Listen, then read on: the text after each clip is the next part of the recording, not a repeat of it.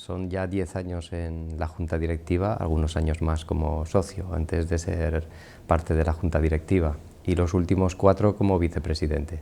Me ha dado muchos consejos, pero sobre todo lo que me ha dicho es que sea libre, que sea independiente, y bueno, cada uno de nosotros tenemos un estilo personal distinto, ¿no? Lo que no va a cambiar es la idiosincrasia y la línea de ADEA, su ética, su independencia, su forma de trabajar y también sus objetivos de servicio a ser pues un punto de formación y también un punto de encuentro de directivos. O sea que en ese sentido pues estoy seguro de que va a haber mucha continuidad. Yo lo que pretendo hacer es pues apalancarme sobre todas aquellas cosas que han funcionado también en el pasado, fortalecerlas e impulsarlas, y el objetivo de nosotros que hacer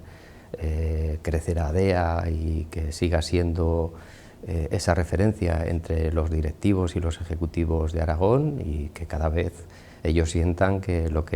las actividades, la formación y el punto de encuentro que ADEA supone para todos ellos, pues cada vez es más útil. Creo que hay motivos y razones para la preocupación. En economía siempre las hay, incluso cuando estamos creciendo a tasas del 3 y del 4% estamos preocupados por la inflación, ¿no?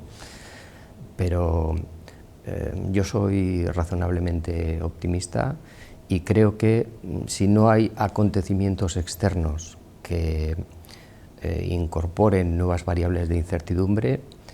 pues el año 2023, que va a ser un año difícil, creo que lo podremos sortear bien, y que las empresas además están muy capitalizadas, el sistema financiero se encuentra con un nivel de saneamiento nunca visto en los últimos años.